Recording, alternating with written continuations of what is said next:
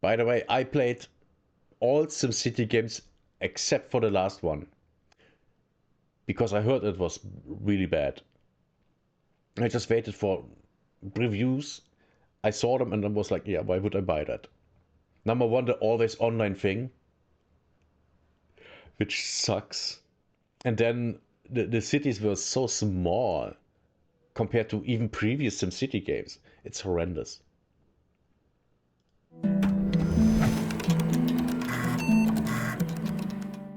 The 90s sure were a good time to be into city builders. SimCity Classic introduced me to the concept. SimCity Wait. to city builders. SimCity Classic. That's how the PC version looked like. Oh my god. This package looks awesome. I have shown in a different video that I made. I had that game for the Super Nintendo. 30 minutes and I will return. Sure, do that. And I really like this game. Now, I was a kid, like, I wasn't even 10 years old, I think. Or when did it come out? Let me, I don't know. Maybe I was 10 years old when I saw the game first, a friend playing it. And I was fascinated the moment I saw it. It was so cool. Of course, as a kid, I had no idea what was going on, but that didn't matter. It was so cool. And of course, I used a sheet to have a lot of money, so I just could build whatever. It was nice. And then I played SimCity 2000, also on the Super Nintendo. And the game was completely in English. And guess what? I had no idea what was going on because I didn't know English. So when there was whatever is insufficient, I had no idea what that meant. No idea. It was so so ridiculous. Classic introduced me to the concept. SimCity 2000 had me utterly obsessed to a ridiculous degree. And my interest in the genre was solidified for life with the third game, that being SimCity 3000. I played that game a lot. And actually I remember very, very precisely one time I played this game and I thought that I played like 20 minutes. I don't know, I think fixing traffic or something like that. It turned out it was 4 hours. 4 hours instead of 20 minutes. That's how these games are.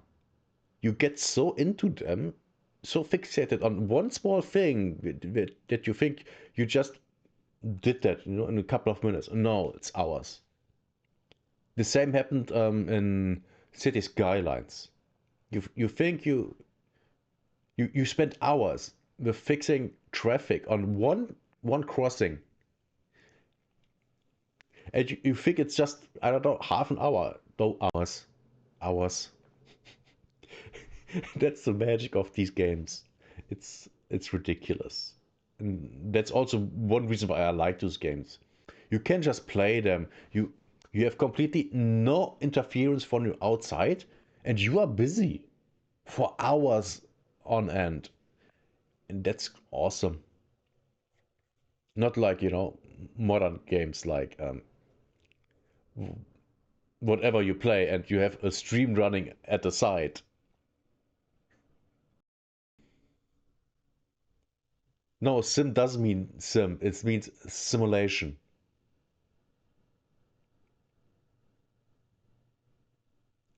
Sim means simulation.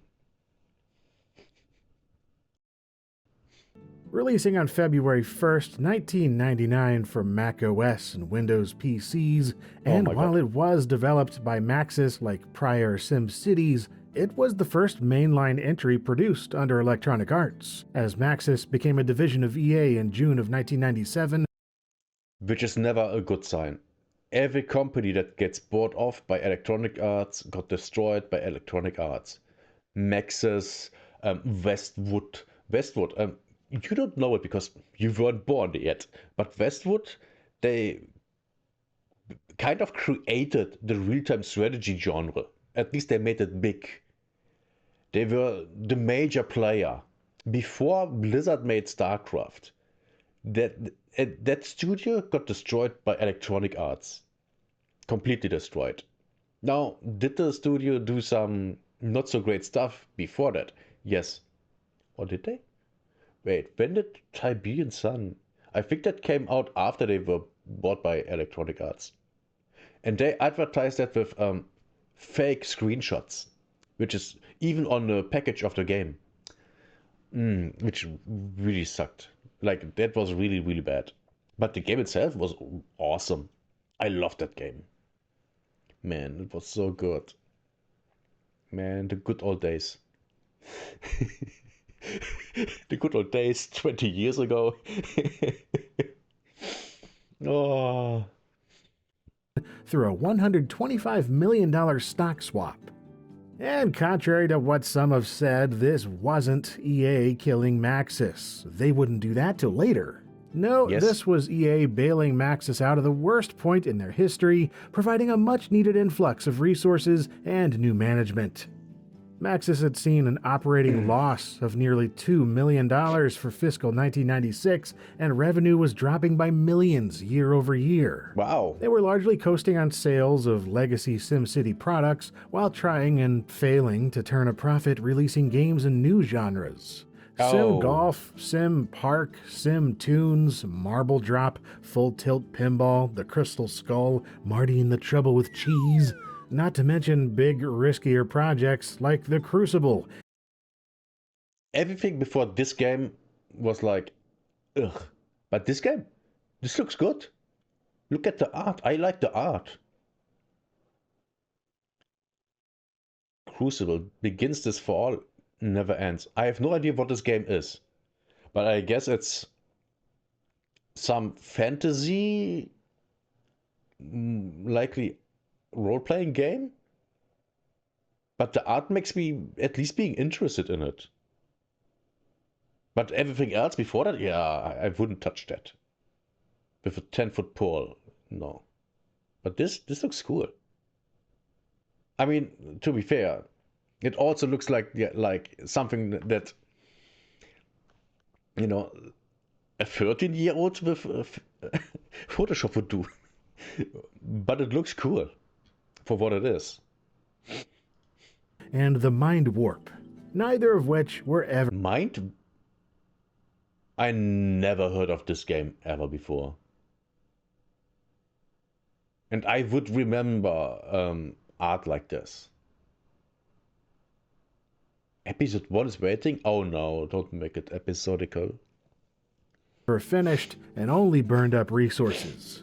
The time was now or never for a proper SimCity sequel, so it was no surprise that in 1996 Maxis greenlit development of SimCity 3000 in 3D.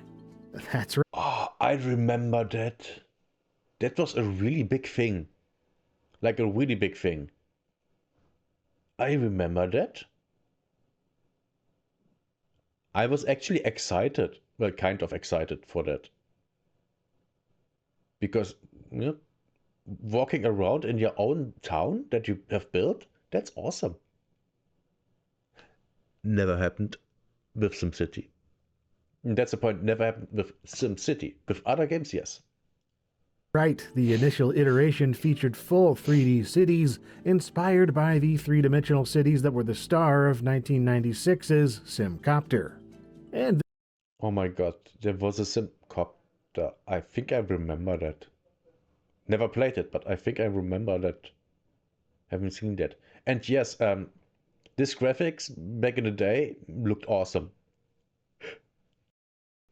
Something you would never play these days because even one dude making a game makes something that looks better than this. And most likely plays better than this. And this is a multi-million dollar company. Technology, yay. This SimCity 3D 1000 made its first and, I believe, only public appearance at E3 in 1997. There's very little footage from that show, but I was thrilled to find this snippet of gameplay recently. It shows a fully 3D city with the ability to zoom down to street level, witness Sims going about their day around town, and micromanage individual businesses like never before. And there was also a trailer that came out back then showing some brief images of what Maxis ambitiously hoped to accomplish with SC3K, and, well, it's clear to us now that this would never happen, especially not on late 90s PC hardware. But I would. Yeah, I remember Craig Free ran on my Voodoo 1 3D graphics accelerator. And yes, I had an extra graphics card only for 3D. I had the main graphics card, which was 2D. Or did it even be... I think that also was able to do 3D, but not very well. It looked horrible. And then I got my Voodoo 3D FX card, in Voodoo 1. There was already a Voodoo 2 out, but that was too expensive. So I got the Voodoo 1. And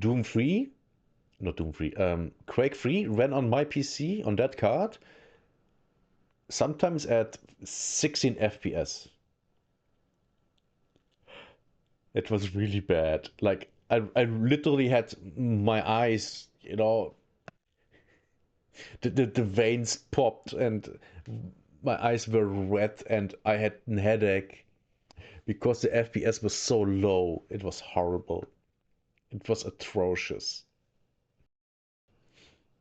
Was blissfully unaware back then, so I was stoked. I was 11 years old and just discovering the World Wide Web, and anytime I was... Man, 11 years old back then. I was 1999. I was, how old was I? 16 or 17. Wow, yeah. No, yeah, 17. 16 turning 17.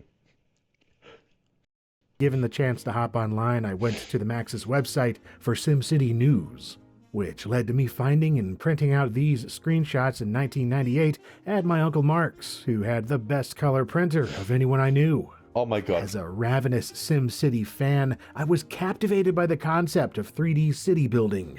And these printouts were stuck on my bedroom wall for ages, sparking idealized fantasies of 3D SimCity, lulling me to sleep each night. Ah, sweet dreams. I kind of had the same with Command & Conquer, Tiberian Sun. Like, when that... I bought gaming magazines, and there were the release dates of games in. And I literally counted the days down when Command & Conquer Tiberian Sun was supposed to come out. Like, literally, day 100, day 99, day 98. And then, oh yeah, it's not ready. Oh, day 100. Oh, that was so dumb. But that's how obsessed I was with Command & Conquer back in the day. Like, I loved that series. I really did. And I loved the Tiberian series over Red Alert. I always liked that more. I'm not sure why. It's just the vibe that I liked more, I would guess. Back to SimCity. No idea it was such a disaster. By all accounts, SimCity 3D 1000 was a mistake, an impractical dead end mandated by Maxis executives chasing the 3D game trend, yearning for a financial win for shareholders. The 1999 GameSpot article, Simply Divine by Jeff Keighley, was how I first learned of the pain. There, Keighley describes the situation of how Maxis higher-ups expected the next SimCity to be in 3D, especially after SimCopter, but the devs knew it was infeasible with current tech. Quoting 3000's art director Ocean Quigley, management wanted the game to be 3D so much that it wasn't receptive to the people who were actually making the game, telling them, it wasn't going to work. And that's why a company fails. The people in charge of making decisions, not listening to the people who do actual work. That's what always happens. Always. And then everyone is crying, oh, why did it fail? Because of you idiots. Everyone told you it wouldn't work.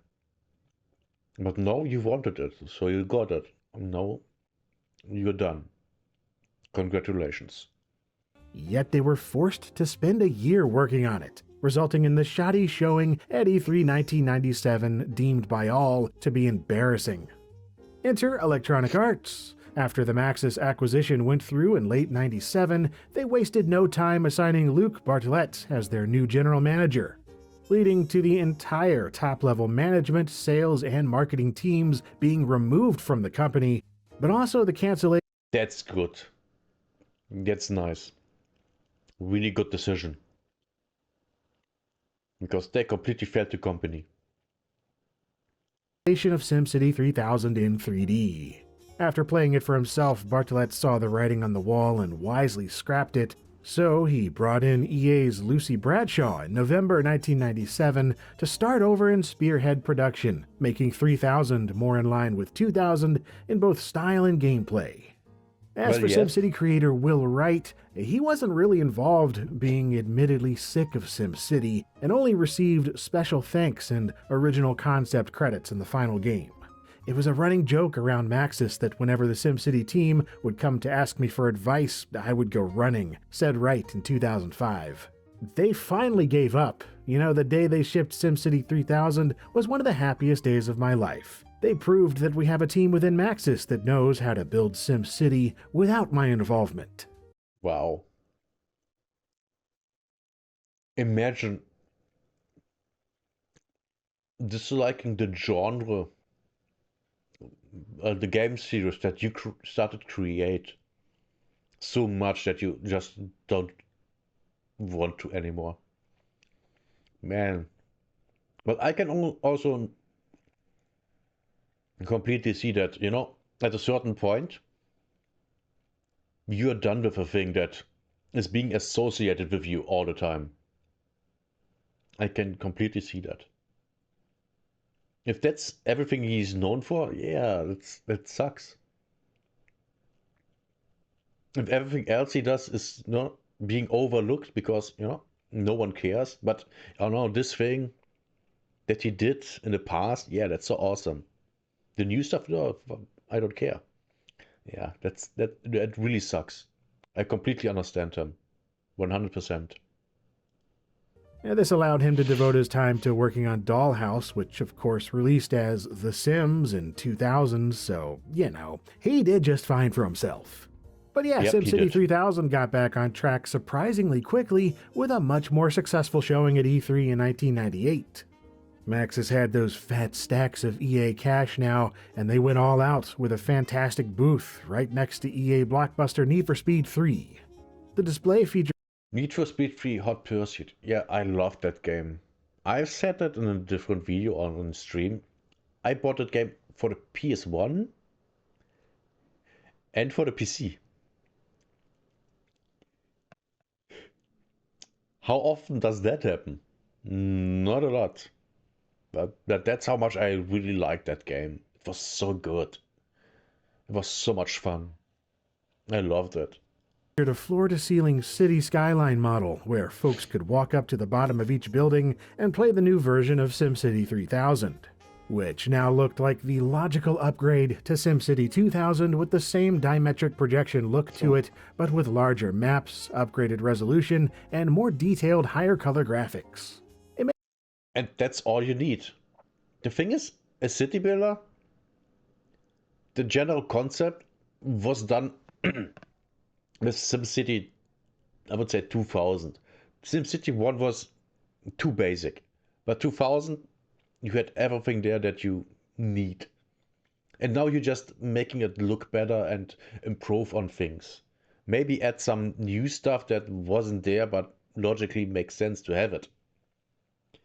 And that's all you need. Now, in later games, not SimCity, you had things where you. Um, I remember one builder game that I bought. I think I don't even have the package anymore. You could get into the view of a citizen and walk around in your city, which is what they planned for SimCity 3000. And it worked about 10 years ago, or a little more than that. And yeah, but that was, in 2015, not in 1999. Uh, Completely different, hardware that we have there that we can work with. May not have been in full 3D, but the preview was a hit with the press and fans alike. And when it finally hit store shelves over half a decade after SimCity 2000, oh heck yeah, I was absolutely champing at the bit, ogling Yeah. every inch of this beautiful gatefold box in local retailers until I got my own copy. And also after I got my copy, this box is fantastic. I love how it's mostly show, very little telling, just look at it. You Yeah. know you want it, you dirty little city planner. Yeah, it's the power trip of a lifetime, just how you like it. Gorgeous graphics, a fresh user interface, classic disasters, real world landmarks, way more detail all around, and somehow it only required a Pentium 166 and 32 megs of RAM. Good golly, would that be painful. Yeah, that more back then. When you had megahertz on your processors instead of giga. Oh, back in the day. Man, I'm so old. Ooh, here's a Voodoo 3DFX card. Back in the day, by the way, I thought about starting to collect graphics cards. Thank God I never started that. Horrible idea. It was not pleasant to run on my 233 MHz AMD K6, I can tell you that. But whatever, my excitement could not be quenched and only increased after opening the box, which reveals the game itself in a nice jewel case on a blue and gold CD-ROM, along with all manner of EA inserts advertising things like Command & Conquer Tiberian Sun, Creative's Sound Blaster line of products featuring their new environmental audio extensions. I had the creative sound card. Was great. And this full color catalog with EA's 1999 lineup. Just a whole slew of bangers from Bullfrog, Jane's, Origin, Westwood, Maxis, and other studios. That, by the way, was the standard back in the day. All of what you have seen here was standard back in the day. That was coming with every game. At least as when I could remember correctly. That was the norm. And what do you get now if you buy a game? Nothing. You get the game. Well, actually, you get a license to play the game. You don't own the game. You just have a license. EA flagrantly destroyed later on. More innocent times. Of course, you also get the requisite registration and reference cards, which is really more of a booklet in the latter case, with over a dozen pages of setup and troubleshooting, all the hotkeys, and a section going over notable changes from SimCity 2000. I also have this required reading from the time, a printout of cheat codes and strategies from good old cheatcc.com. It wouldn't. Yeah, cheat codes back in the day, that was. No one cared. Because everything was a single. 99% of all games were single player games. And that's why no one cared about cheat codes. Today, if I as a streamer would cheat in a single player game, people would go nuts because they are stupid. It doesn't matter. I played games with cheats back in the day all the time. All the time. And I still was bad at the games. Especially Half-Life 1. I played the game with God mode and flying and everything, a no clip, and I still sucked at the game. Because I was fucking retarded. Ah, good old times. And welcome back. Be right to leave this out. Then there's the manual, with 106 monochromatic pages of delectable details on SC3K city planning. And while it's still a quality Maxis manual, it doesn't go all out as before. There's no art section or bibliography or developer commentary. That said, it does all it needs to, and then some, in describing gameplay, especially the sections detailing each in-game advisor and their areas of expertise. But playing is better than reading, so let's get into the game itself here.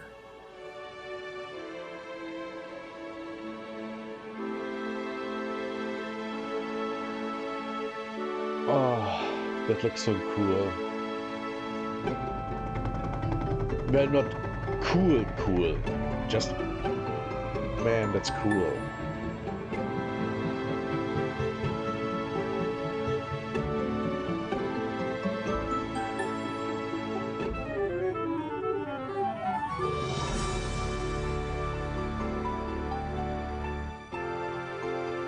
Man, that's so nice.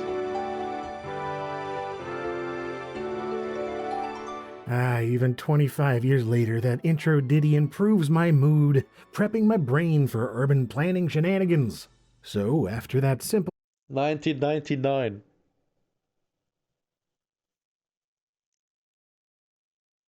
Oh my god, that's almost 30 years. Yes, it's almost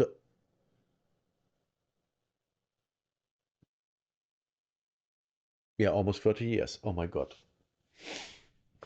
yet pleasant video, it's on to the main menu with 5 wavy options. Start a new city, load an existing one, begin building with a starter town or a real city map, and of course, preferences, or options if you prefer that option as your preference.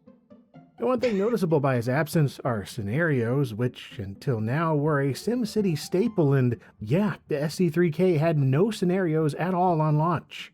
What you do have are those real city terrains and starter towns, neither of which replace scenarios, but they are new to the series. Real cities are what they seem, just blank maps based on real-world locations to build on as you please, and starter, Which I really like. I always liked that. Now, I rarely or barely use that, but it's awesome. What game was that? I don't remember. A one city builder you could import height maps of real terrain and build on it, and you can do that with your own town. It was cool. Was really cool. I have no idea what game it was though. Completely don't remember that. towns are maps that have power, road, and zones already laid out in, quote, historically important patterns. Good stuff for beginners to begin with without having to begin the beginning themselves. Of course, we're going to start a new city and go through what's what, which as usual means entering your city and mayor name, choosing your difficulty that determines starting capital and simulation leniency, and 3 starting years, 1900, 1950, and 2000. No more skipping onto 2050. And for the first time, you also get city size, or really map size, with small being the same number of tiles as SimCity 2000 and large doubling that up to 256 by 256. And it's on to the terrain editor, simplified from SC2K. You can still randomly generate steepness, water, and tree density, but instead of having individual tools to edit terrain, you now pick from a few primary features up top, like rivers, ocean. Talking about the size, compared to City Skylines, these maps are tiny. Like tiny. This is nothing. City Skylines can get huge, like massive. Which is one reason why I like it. Haven't played it in a couple of years though. But I really like that game. Oh. Fronts, islands, lakes, and hills. Finally, you've got a blank map to play with, and a llama telling you what to do. Or really just the tips, hinting at things new players may not know, and basically saying, look at stuff and pay attention. And at this point, it's the usual new city routine. Mm. Place a power plant, some roads, and some zones, and then sit back and watch it grow, while beginning to wonder why the heck are we playing the launch version when Unlimited exists? Yes, SimCity Oh no. 3000 Unlimited, an expanded edition that released in May of 2000. Instead of expansion packs, EA released this new full game instead, which What? improves the SC3K experience all across the board. And I'll be showing gameplay from it from here on. I didn't have that version. I don't even remember it existing. Huh. An improved version, a completely new game, a year later. Great, awesome, perfect. That's typical EA. As it not only comes with lots of new features, but also content that feels like it was cut from the original to meet a deadline. For instance, Because it was. If it feels that way, it was 100%. scenarios. They're now included right off the bat, as they always should have been. Plus, a scenario editor is now on disk, along with the Building Architect tool, which was available for 3000 and was even advertised on the box, but only as a downloadable extra. Of course. It also lets you choose and swap art assets for each city, including terrain, trees, and regional building types. And finally, that unlimited manual. Unlimited God. quality. I love a good This looks wire-o good. bound book. Perfect for keeping open for reference. And anyone remember Simsville? Yet another canceled Maxis game from back then. It came with this trailer for it on the Unlimited CD. The first and last time I ever heard about it. Back to 3000 though, and that core SimCity gameplay loop. Despite all the bells and whistles, it's still primarily about zoning land in three main flavors: residential, commercial, and industrial. With that RCI indicator in the bottom right providing loose feedback on how in demand each zone is currently. And I do mean loose feedback, as there are many more variables to consider, starting with each zone type now having 3 possible densities. Of Light course. and dense returning from SC2K, and medium density now slotting in between, allowing for greater control over localized building height and population, and more diverse looking cities as time marches on and land value improves. I also really like the checkbox for historic preservation, making it so chosen zoned buildings won't change over time, no matter what around them does. Then there Which is are nice. light industrial zones, which can actually turn into farms instead of factories under the right conditions. Place them far enough away in an area free of pollution, and they'll spawn wheat fields and barns and rednecks and things. In City Skylines, you can tell the industry to make farms. You literally can. You zone an area out for, farm. And then farms getting built. You can do the same with forestry, by the way, which is cool. It's awesome. It's really, really awesome. So, zoning is more complex, but water and power flow has thankfully been simplified. Power now spreads wirelessly across town without power lines to a degree. For longer distances, sure, you still need raised lines, but locally there's no need to place wires over roads anymore simply to power next door zones. There's an unseen bubble of power around things now, so electricity spreads organically as you build outward. And then water is similar, but different, in that you actually see the area of effect around pipes as they're laid, and there's no need to individually place pipes under roads since it spreads out more freely. Which turned to standard for all city builders, for all of them. This is the standard. Since 1999, every game used that. Every game that I played. So yeah, that's nice. Since 1999. One step backwards, though, is the lack of hydroelectric dams. It's the only power plant that doesn't make a return from 2000, which I can only assume is due to the fact that waterfalls no longer exist. Those are not a thing on sloped terrain anymore. Oh, That said, terrain is more complex, with 5 possible slope angles compared to only 1 previously, Those absurdly steep mountainscapes so common back in 2000 are pretty much gone, replaced with rolling hills more suitable for capitalizing on that land value. Nice. Though not land value alone, something new affecting growth and demand is aura. A nebulously defined attribute. It follows similar patterns to land value but is less about financials and more about feelings. Positive aura comes from stuff like efficient city services, high life expectancy, socially generous policies, and low crime without police oppression. But nearby businesses that attract crime and create pollution, buildings with a stigma about them, and things that are noisy or smell bad affect aura negatively. Basically, land value is monetary and aura is satisfaction, and the more needs are met, the more readily Sims move in. So, yeah, while the old RCI indicator isn't as helpful as it once was, the news ticker, petitioners, and advisors fill in those gaps well. Interesting thing is that the game still looks good. It still looks good.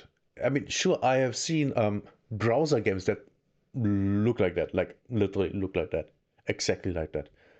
If you would put them side by side, you can't tell the difference. But that's not a bad thing. This still looks good today. Why? Because the art is good. It's that simple. The art is good. They didn't try to make it photorealistic. Then it would look like trash today, like completely trash. And of course it wouldn't have run on anything back then. But this still looks good. This still holds up completely. Which is really nice. Newspapers are gone, but the interface now features a constantly scrolling marquee with helpful headlines. And plenty of nonsense too. This is a Maxis game, but overall the ticker is a reliable method of seeing what immediately concerns people the most. Clicking headlines brings up the Meet window, which is where you now talk to city advisors, and also business people, neighboring mayors, and the general populace. All kinds of evaluations and opportunities pop up here, from thoughts on taxes and traffic, to petitions for city ordinances, to possible business deals with companies in nearby cities. Buying and selling resources is a constant haggle, with garbage, water, and power frequently on the table. And there are so many dadgum ordinances in this game, it's overwhelming. I love it, but wow, these can make or break your city, so it's nice that your advisors provide feedback on every single one. Of course, it's not always feasible to follow, as some advisors are fiscally conservative no matter what, and others are open to every single tax incentive under the sun, so achieving some semblance of balance is the goal when it comes to budget, and strategies differ moment to moment.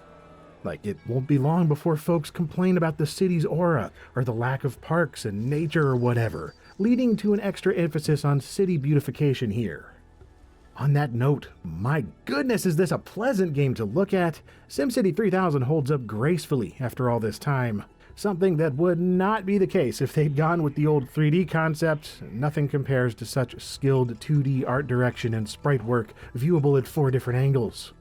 Yeah, this looks so beautiful. This is so nice. And that's the thing with 2D graphics. Even games from the early 90s and the late 80s, they still look good. They look good back then, they still look good. Now, you have the problem that modern monitors can't show the graphics as nicely as they looked back then because they work differently. But that's not really the case when it comes to SimCity, I would guess. But like games that you would play on a TV, yeah, 100%. They don't look as good today than they did back then, but that's not because the graphics don't look as good. It's because the monitors of today and the TVs can't show the graphics as they were supposed to. And I dig how you can zoom in far enough to see individual vehicles and Sims wandering around. This was such a treat coming from SC2K. Nearly Yeah. every building, tree, and decorative object that spawns in feels cohesive, like it's part of a whole intended work. Hundreds of buildings weaving together into an urban patchwork quilt of concrete, wood, glass, and steel. And for the buildings you don't like or want to replace, you can easily swap them out for alternatives on the fly. The presentation is enhanced further by all the selectable trees and how the ground is now a grassy green instead of an off-putting brown. Unless that's your thing, SC3K lets you have the brown all around Oh, if you so choose. of course. Regardless, though, the fact that cities come together into something so darned pretty, despite the chaotic nature of urban growth, it remains impressive and is only improved by the top-notch sound design and music. The importance of ambient noise in a city builder cannot be understated. Just seeing a bustling urban center isn't enough. I want to be audibly immersed in that rat race cacophony.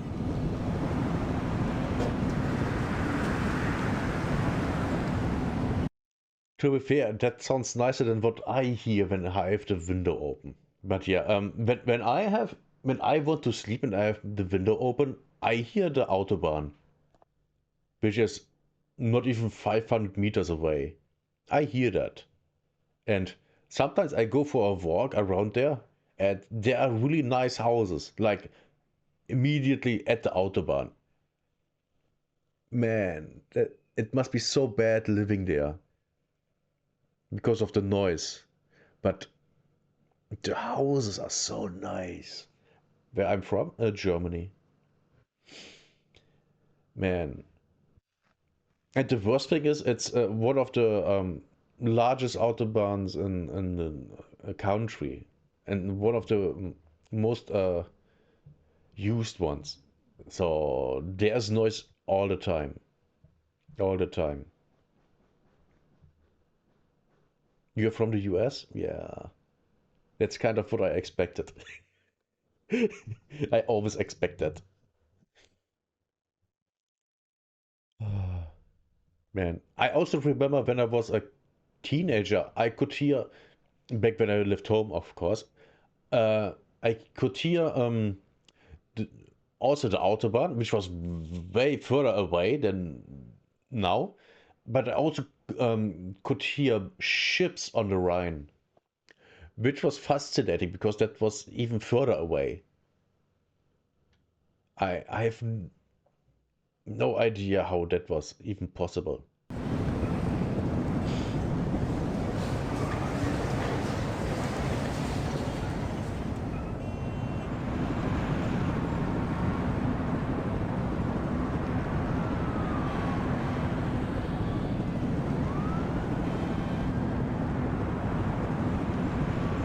Then take Yes. that lovely art and entrancing soundscape and drop in one of the single best game soundtracks, largely composed by Jerry Martin. Oh, I don't know. There's a magic happening in this game. The whole presentation is unbelievably good.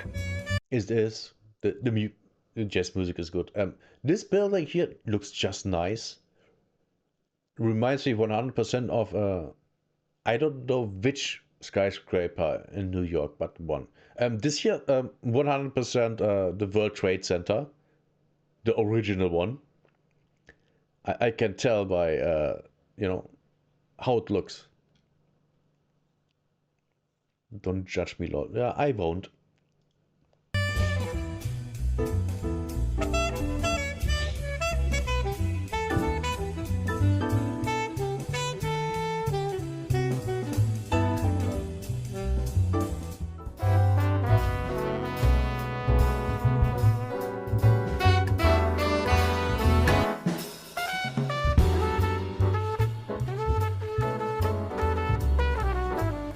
Yeah, the music fits so good to the vibe of the game.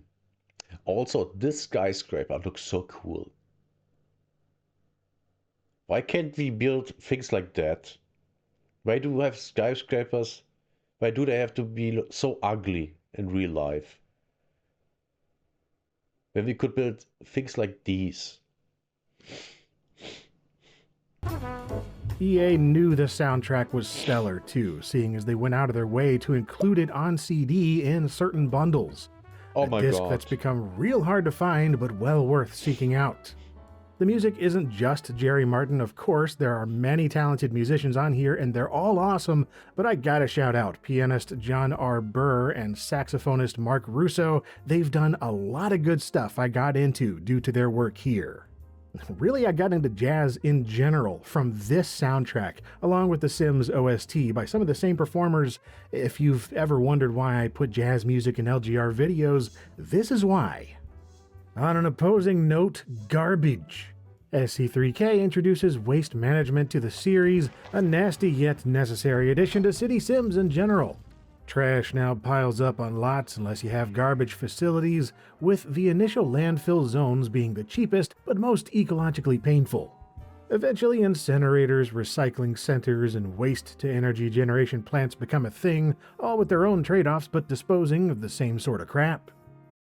Fun fact.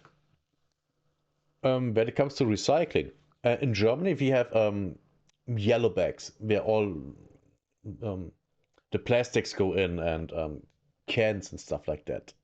And they are supposed to be recycled. Half of that stuff gets burned. Isn't that something? Oh, we have to do something good for the environment. Just burn it. The same thing goes with, saving water. I grew up with, we have to save water for the people in Africa, which makes zero sense at all. Why would saving water in Germany save water for the Africans? It doesn't. How would that be the thing? What? People are stupid.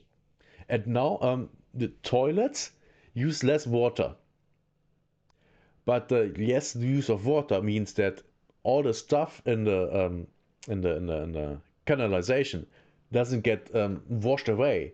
So every couple of years, the water supply and waste company comes by and has to clean the sewage canals, which is. Does that save water? No. Does it save money? No. So all the stuff with saving water doesn't do anything at all. And my dad told me he loved Europe. He's like lives in Germany, Frankfurt. Oh, in Frankfurt. Well, I hope actually would be better not to live in any of the Frankfurt that we have. We have two, by the way, and none of them is good to live in, as far as I know. 3000 also provides more ploppable buildings alongside the old standbys from 2000. Parks of differing sizes, ponds, playgrounds, stadiums, marinas, and whatnot. Not to mention the huge number of reward buildings, especially in Unlimited. In addition to usuals like the Mayor's Mansion and City Hall, you can earn an Ivy League University, an action-packed amusement park, spooky haunted house, country club, lighthouse, and more that Sims from all over want to visit. Plus the addition of landmark buildings, which are real-life constructions recreated in the game and are free to place anytime to boost tourism. It does limit you to 10 in a single city by default, but either way, landmarks are a nice addition, adding some of that Sid Meier's Civilization-esque alternate history. Which is cool. This is so cool. This was so cool. I remember placing at the Empire State Building 100%. I did that. And I think I did the World Trade Center too. It was so cool. I loved that. There are plenty of less attractive yet lucrative buildings too, like a defense contractor and military base, toxic waste dump, casino row, maximum security prison, and so on. All controversial and risky, but all with their own perks if you're willing to deal with the devil. By that I mean the government and corporate sleazeballs, namely Mr. Landgrab of Landgrab Industries. Best to put these in the bad part of town, or what you don't mind turning into the bad part of town. Certain buildings are a recipe for disaster. Oh boy. Speaking of which, disasters, like UFO attacks, finally! something I always wanted due to SimCity 2000's box art, and now in 3000 UFOs can float around abducting Sims and even entire buildings. In general, I appreciate how disasters like tornadoes, fires, riots, and earthquakes are shown here. The presentation is more believable, and it's more fun than ever watching everything get trashed. Yeah, destroying your own city is quite fun. Always like doing that. Disaster relief is also enhanced with an early warning siren that not only orders Sims inside, but provides extra emergency services on top of the police and fire presence built locally. Though for certain disasters like toxic clouds, power plant mishaps, locust storms, and space debris, there's not much to do beyond watch them run their course and clean up the mess later. Sad to say floods and hurricanes got the axe, though you do get whirlpools, but those don't flood anything. They just kind of suck up boats and smash things built on water. Including seaports, those zones are still around and assist in handling garbage and industrial import-export. Along with airports, of course, a unique zone boosting commerce and tourism. And by the time you have those going, you'd really better have some decent mass transit because there's not a ton you can do with roads. 3000 still only has basic roads. There's no way to control traffic lanes or direction. You can build avenues by placing roads side by side, but all this does is add trees for double the cost, double the pollution, and double the space. Bus stations certainly help, but I've found that passing traffic control ordinances is most effective at helping curb gridlock. Along with trains and subways and subway-to-train transfer stations for both industry and resident use alike. There's still no way to create routes or anything, but that's fine. Just make sure stations are near high-traffic intersections, and it does the trick. Highways, though, I'm not sure they're worth the trouble. They add a ton of pollution, Sims don't always like using them that much, and placing them is iffy as balls. Like, you can't make proper junctions at all. Crossing highways results in a cubic mess. Oh, it is possible to overlap highways and create a breed of wonky interchange, but it takes up so much space and looks ugly, so I don't bother. Besides, they're expensive, and cash runs out fast, especially in the early game, which I find more challenging than 2000. There's so much more to spend money on here, and taxes only pay out annually on January 1st, leading to a lot of sitting around waiting for New Year's if you don't plan ahead. But if you do set yourself up for success, you'll be granted one heck of a metropolis to admire. One with, so much slowdown on 90s systems. Heck, even on modern systems, you'll be seeing those glass cubes constantly as things load in at higher zoom levels. And sadly, there are no arcologies anymore, and really not all that much endgame content, so to speak. About the last thing that comes along is unlocking the spaceport and blast folks off to Sim Mars. Yeah, it's yet another cancelled Maxis game, dang it. Oh god, yes, Sim Mars. I looked forward to that game. And then it never happened. Like, so much. But yeah, cities of over 1 million population are rather doable here, and well beyond that if you're an insane person. Anyone remember Magna Santi? The work of genius/madman Vincent Ocasla back in the late 2000s, with over 6 million resident Sims and 9.172 million total population in a city that looks hellish in the most geometrically diabolical sense. And if coming up with such plans yourself isn't your thing, there were always strategy guides. Not nearly as many as SC2K received in its day, but the official Prima guides in particular were superb, with the 540-page unlimited release being a true feat of comprehensiveness. Or hey. Yeah, I remember those things were in the stores all the time when I was going, shopping for a new game. Those guides were everywhere. It was so good. And now those don't exist anymore. Because the internet exists. Screw strategy, you can always be more of a cheat environment. After all, Cousin Vinny always has something sketchy yet profitable up his sleeve. Plus all the other cheats for manipulating resources means you can effectively turn it into a full-on City Painter sandbox. Crap, and I almost forgot, you can import city saves from SimCity 2000 as well.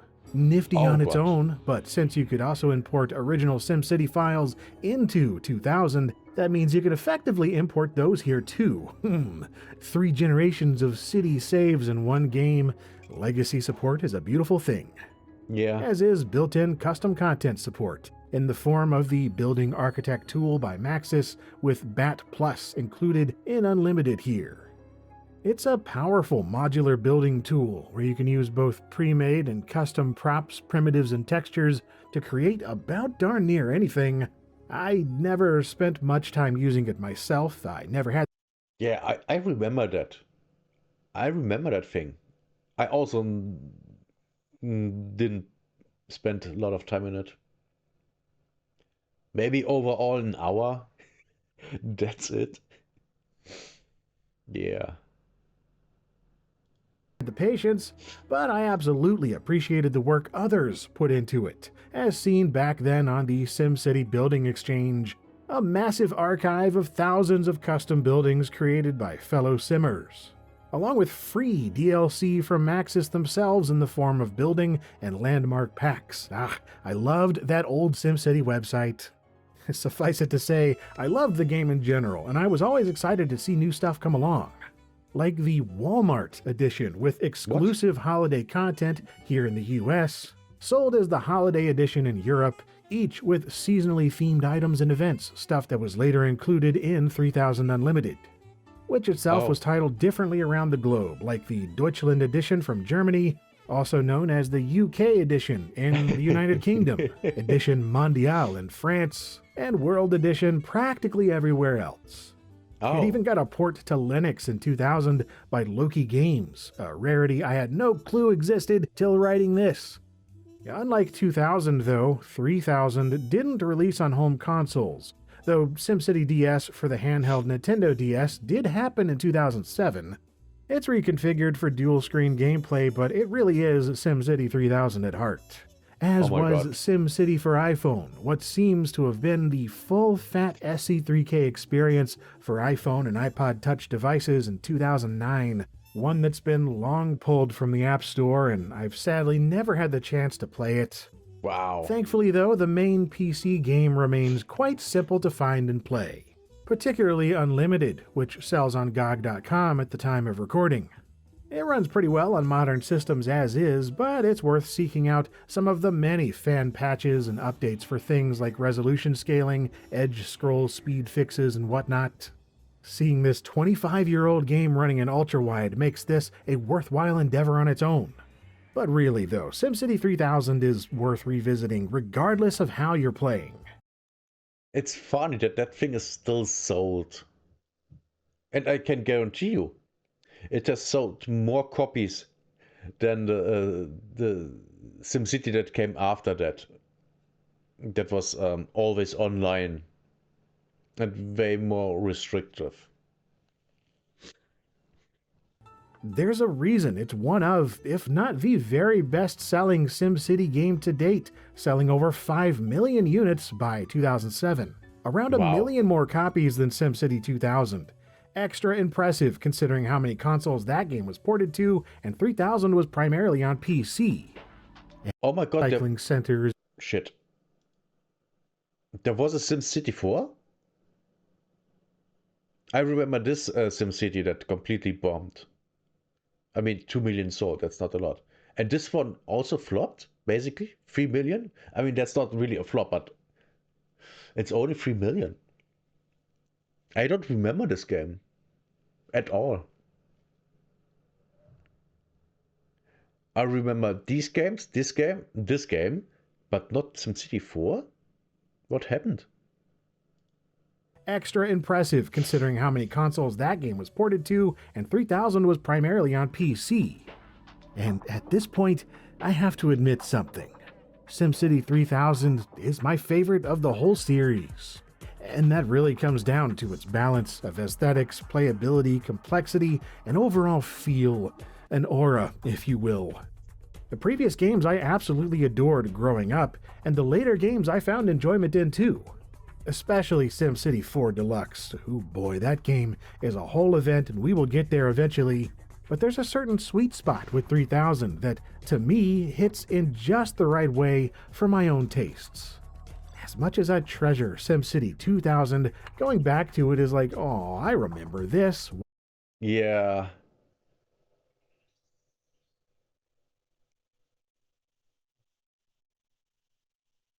This doesn't hold up. This doesn't hold up at all.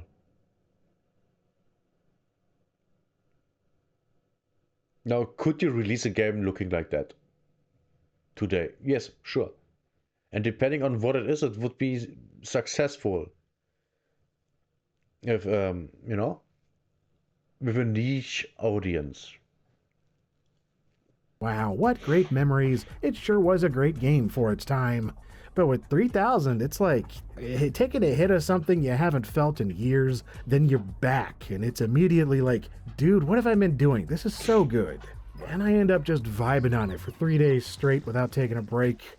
Plus, there's the difficulty balancing. Man, I coast along in SE2K no problem, but 3000 requires more conscious effort and planning. And until you get all your city's kinks worked out and the wheels properly greased, it's a tricky experience, and I respect it for that.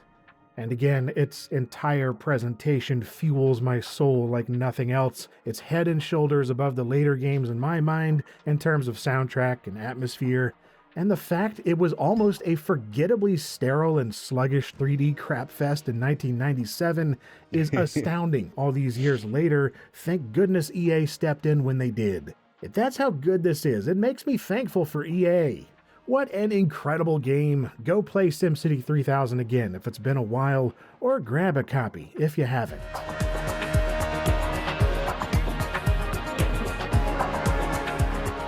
This was awesome. And if you liked this retrospective, I bet you'd enjoy my others on SimCity 2000 and Classic. Or stick around for LGR things coming up. More retro coverage is continually in the works. And as always, thanks for watching. This was awesome. A like and I subscribe. I want to react to more of his videos. This was so good.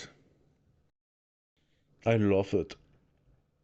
Man, that brought me back to my childhood. Well, teenager, yes.